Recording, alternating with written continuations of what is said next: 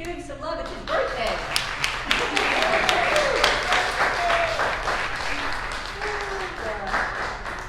Happy 4th of July again. What an auspicious day it is today in our country, right? It's a chance for us to embrace a vision of freedom, justice, equity, stewardship, and respect, right?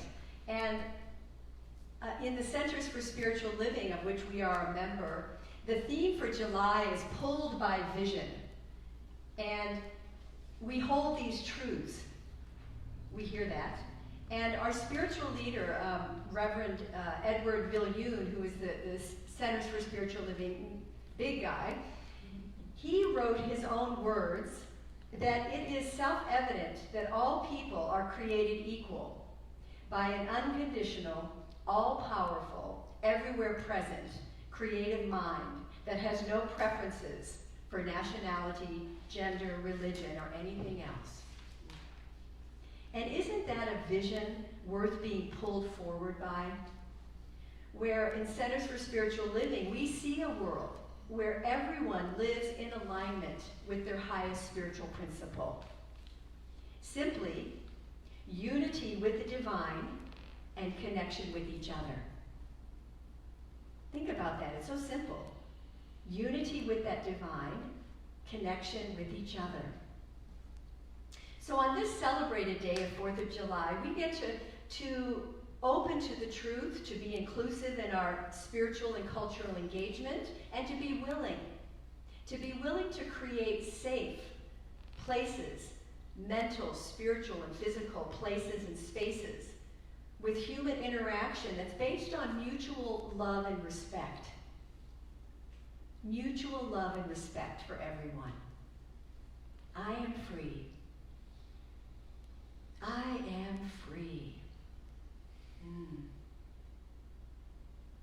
The science of mind is what we call a liberation theology or philosophy. Why are you liberated, you might ask? Because it reminds us of our inherent freedom when we recognize that divine God power within us. We get to stand in awareness of a greater expression of ourselves every time we remember that. Every time we remember that God power within us, we can stand in that power and be expressive. We have the opportunity, the responsibility, and the authority to create a world in which everyone has the opportunity to thrive. But it starts with us. It starts with each of us within our own hearts, minds, and souls. And as Reverend Patty told us last week, were you here when Reverend Patty was here? Yeah, powerful. To spiritualize life. She wrote a whole book about it. To use a divine lens on everything that shows up. When we spiritualize life, it really shifts everything. The way we respond to something instead of react.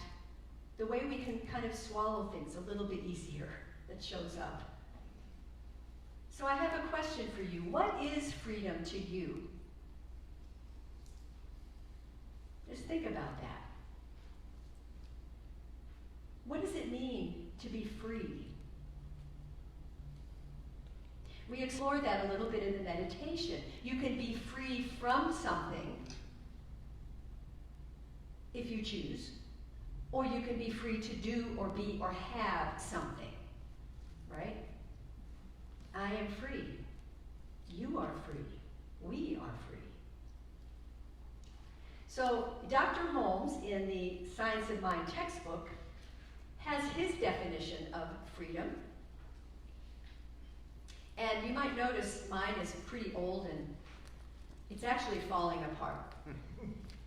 I've been a religious scientist for about 25 years, so I'm proud to say that. I've been studying this philosophy for a long time. And every time I go back into the book, I find so many things that I didn't see before.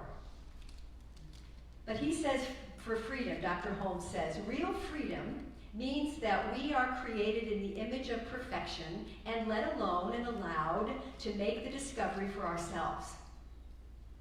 Freedom of will means the ability to do, say, and think as one wishes, to express life as one personally desires. Ye shall know the truth, and the truth shall set you free, Jesus taught. The understanding of truth, infinite principle, is the emancipator. I'm going to say that again. The understanding of truth with a capital T, infinite principle, is the emancipator. We are bound by our very freedom. Our free will binds us. The very force that makes us sick can heal us, he says. The universe, being deductive only, cannot refuse us anything. And as we realize our oneness with creative mind, we are released from the bondage of false thinking. We see, too, that freedom means liberty, but not license. Right? And then, interesting, in the very beginning of the Science of Mind textbook, on the very first page, the thing itself, Ernest Holmes, at the bottom of that page, he uses the word freedom about 5 times. So it must be pretty darn important in our philosophy, I think. And this was written, if you're unfamiliar with the Science of Mind and Ernest Dr. Holmes, this was written in 1938. It's a timeless teaching. So Dr. Holmes said, the seed of freedom must be planted in the innermost being of us. But, like the prodigal son, we must make the great discovery for ourselves. We see abundance in the universe. We cannot count the grains of sand on a single beach. The earth contains untold riches, and the very air is vibrant with power. Why then are we weak, poor, and afraid? Why? The Science of Mind deals with these questions. The divine plan, he says, is one of freedom. Bondage is not God-ordained. Freedom is the birthright of every living soul, and we all instinctively feel this. The truth points to freedom under law. Thus, the inherent nature of us is forever seeking to express itself in terms of freedom. We would do well to listen to this inner voice, for it tells us of a life wonderful in its scope, of a love beyond our fondest dreams, and of a freedom which the soul craves. Freedom. I am free. Can you say that with me? I am free. I am free. I am free. Say it again. I am free. So I invite you to consider that that seed of freedom is planted deep within you, deep within your soul. And no one can give it to you. You have to access it. You have to draw it forth. It's like the acorn. Remember, I brought an acorn in before. In the acorn is the potential of a great oak tree. Just as each of us has that potential to be that magnificent, beneficial presence on this planet. Each of you has. We have freedom to make choices, to be intentional, and to be an example of love in action, God in action. Who here is willing to be love in action? Anybody? Good. Right. So, I don't know about you, but have you ever worn the shackles and chains of misery, dysfunction, and unhappiness? Anybody? No, I know. No, I know. He's shaking his head. We all have, right? And thank goodness we learn from this philosophy that we have a choice. Thank you. I was hoping you just could spit it right out. We have a choice. Yeah. So when I'm in a mess, and I still get in messes. No. Oh, I know. It's hard to believe. I sure don't stay there very long. And I hear that from my students too. As we study this philosophy, we learn tools and techniques to shift our attention, to open to a greater good, to let go of the lesser, the stuff that doesn't seem to be working, to pay attention, to be mindful, to be aware. We learn that here so that we can expand our life and be free. So I use my ATM card a lot, which I gave out last month. Automatic transformational mind. I remind myself as I'm complaining, right after I say something complaining, I say, and my life is blessed. It's really hot today, I feel miserable. And my life is blessed.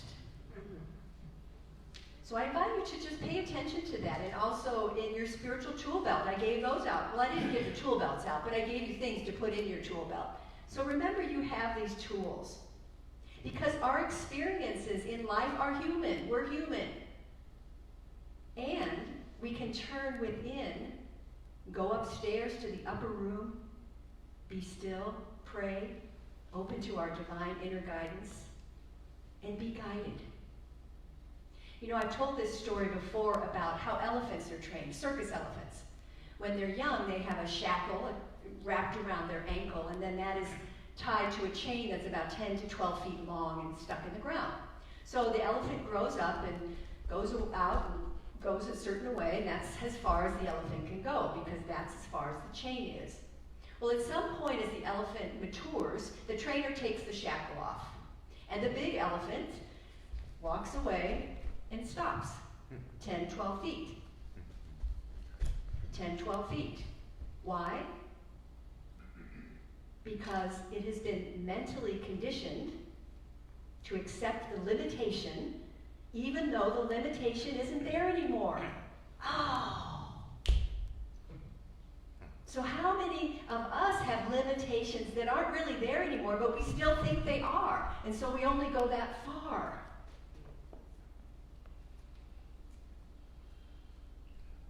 Affirming our freedom will help us step beyond that 10 or 12 feet, I believe. Affirming our freedom and affirming that divine connection to our divine center will help us move past that 10 or 12 feet. One of my other favorite teachers, besides Dr. Holmes, is Joel Goldsmith. And in 1959, Joel Goldsmith wrote a great book called The Foundation of Mysticism. And he talks about the 4th of July. Aha! He says the 4th of July is a day in which freedom is proclaimed. Well, every day of the week is the 4th of July because the greatest thing we have gained from our studies in metaphysics is freedom, spiritual freedom. As spiritual students, we learn to be aware of the law, and when we do, we stay free. We are free from fear and experience of lack. We're free from economic worries, we're free from mental upset, and we're free from contagion. Our entire work is attaining freedom, he says. The whole mission of the Christ is to set us free. Every day can be a 4th of July in which we rejoice in our freedom, remember how it is attained, and how we can support others in their freedom. The greatest freedom that comes to spiritual students is that they know they aren't going to hell.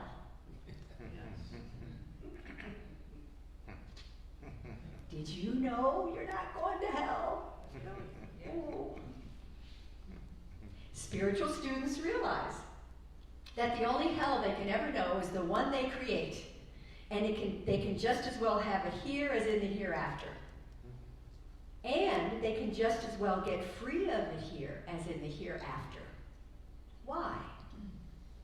Because it's a state of consciousness. Heaven and hell are states of consciousness. Take a breath on that one.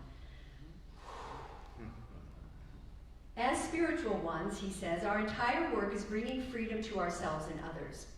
The only thing one has to be thankful for really is freedom. Nothing else is worthwhile. With freedom, everything else is added. Therefore, freedom is really the whole of a spiritual activity. I am free. Let's say that again. I am free. Yeah.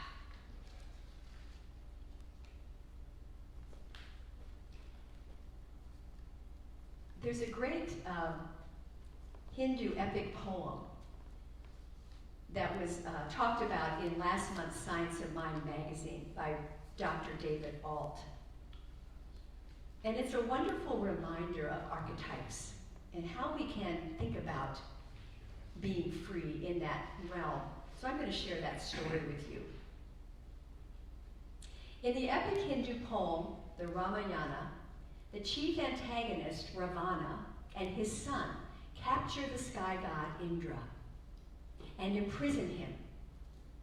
Brahma, the supreme creator of the universe, hears Indra's pleas for help and comes. He needs no jail key.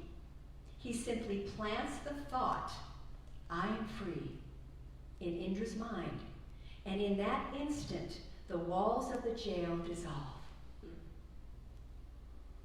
Wow. He planted the thought, just the thought, I am free, and the walls of the jail dissolved. That's powerful, isn't it? Archetypes, he says, offer clear insight to universal principles and personal behavior. Brahma represents the all-knowing presence. Indra is a hybrid of heavenly knowing and earthly flaw. And Ravana represents unconsciousness, fear, and egoic power struggle. What do we find when we examine our relationship with each of these archetypes? Are you with me? Like Indra, we are spiritual beings navigating an earthly experience through the body. We hear that all the time. We're spiritual beings having a human experience. Most people do it the other way around. In our evolution, are we more loyal in our consciousness to the freedom of Brahma or the struggles of Ravana? Just to notice. The science of mind teaches that freedom must first take place in the mind. In his work, Love and Law, Dr. Holmes taught, we begin one by one to break the chains of human consciousness which has bound us. That takes awareness, doesn't it? Just to notice that, oh, I'm still feeling like I'm stuck to that thing and I'm not anymore. It takes mindfulness, awareness to be free. So we start by reintroducing ourselves to the truth of our creative agency. We notice fear and resistance to the possibility of Brahma's mantra personally working in our own life. And then we bathe it with continuous affirming, I am free. I am free. What if that is true? This is an active practice, he says, of conscious decision making. You have to do it though, right? Deconstructing doubt and unlocking chains of belief that have bound us. Indra's consciousness did not resist the gift of Brahma's mantra, and maybe neither should we resist the already existing gift of eternal freedom.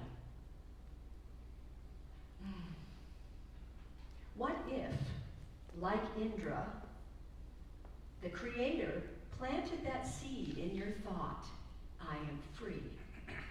Think about that. What would that mean to you in your life? What would that mean to you?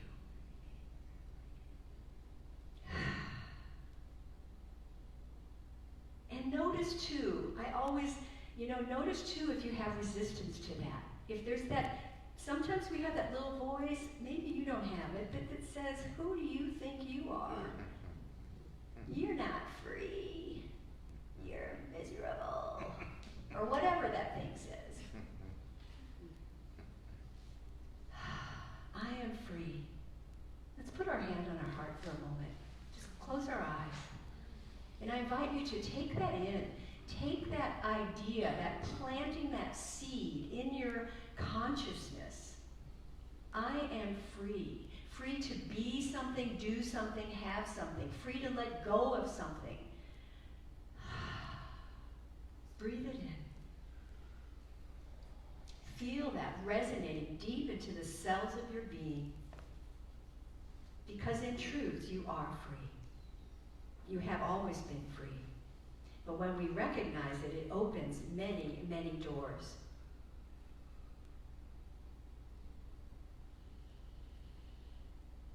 And you can relax. And I I'm going to close with a short Ernest Holmes blessing at the back of the textbook on page 518, if any of you are wanting to know. There is no bondage, no limitation. Every part of me moves in perfect harmony and freedom. I cannot be tied, bound, nor made inactive, for I am free spirit, and the power of my life is from on high. There's no inaction or false action. I am now completely free. My ways are made straight before me. The pathway of life is an endless road of eternal satisfaction and perfect joy. My life within me is complete and perfect and has no cares nor burdens. It is free spirit and cannot be bound. I rejoice in my freedom. I rejoice in my freedom. I rejoice in my freedom. And so it is. Amen. Thank you.